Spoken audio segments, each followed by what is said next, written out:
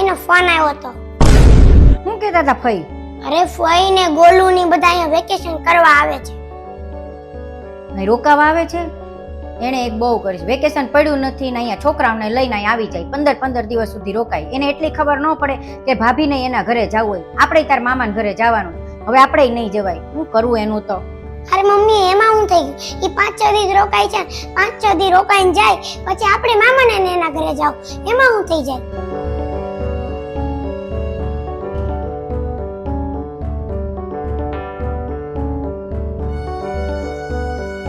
હાલો.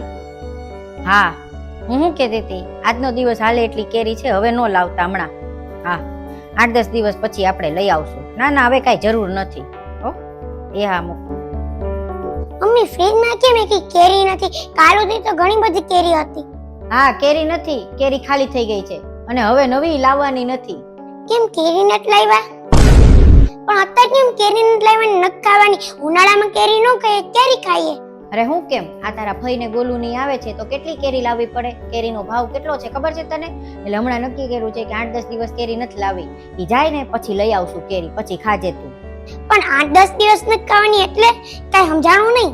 અરે પણ તને ખબર નથી, એને તો કોઈ દી જોયું ન હોય ને એમ કરે છે. અહીંયા આવીને આખો દી કેરી ઉપર જ તૂટી પડે છે. 4 ટાઈમ કેરી ખાય છે. કેટલી કેરી લાવવી પડે? 5-10 કિલો કેરી તો આમનામ ખાલી થઈ જાય. અહીં કઈ હું પૈસા ઝાડ છે તો લાવી દઈએ બધું અને દેવા જ માંડીએ અને ખાવા માંડે. પણ એમાં શું થઈ ગયું મમ્મી કે 5-10 કિલો કેરી વધારે લાવવી પડે તો ઈ 50 કિલો કેરી કે આખું ઘર ભરીને કેરી થોડી ખાઈ જવાના છે? અને આપણે આટલા બધા ગરીબ થોડી છીએ, આપણે પૈસા વાળા છીએ. અને કેરીનો ભાવ એક કેરીનો ભાવ 5-10 હજાર નથી થઈ ગયો, એટલી તો આપણે લાવી શકીએ. અને પહેલા તો મીઠાઈમાં અને ઓલા ફરસાણમાં ને એમાં કંજૂસી કરતી હતી, હવે કેરીમાંય કરવા માંડી. મમ્મી આપણને ખબર છે કે મામાની કેરી ખાઈ છે અને એ વધારે કેરી ખાઈ છે, અને આપણે જઈ ત્યારે આટલી કેરી આપણને ન ખવડાવે તો તને કેવું થાય? તને એવું થાય ને કે એ લોકો આટલી બધી કેરી લાવે છે, આટલી બધી કેરી ખાય છે, પણ આપણે ગયા તો એને ન ખવડાવી. તને તો દુઃખ તો થાય જ ને. પણ એટલે તું બોલ નહીં, બાકી તને અંદરથી દુઃખ થતું હોય ને. આપણે છે અહીંયા ફોઈને કેરી ન ખવડાવી અને એને ખબર છે કે આપણે કેરી ખાઈએ છીએ તો એની દુઃખ થાય ને. ઈ તો ખાલી બોલતા નથી, નહીંતર અંદરથી તો એની દુઃખ થાય જ છે મમ્મી. અને ઈ માણસ છે એટલે એને તે દુઃખ તો થાય જ તે.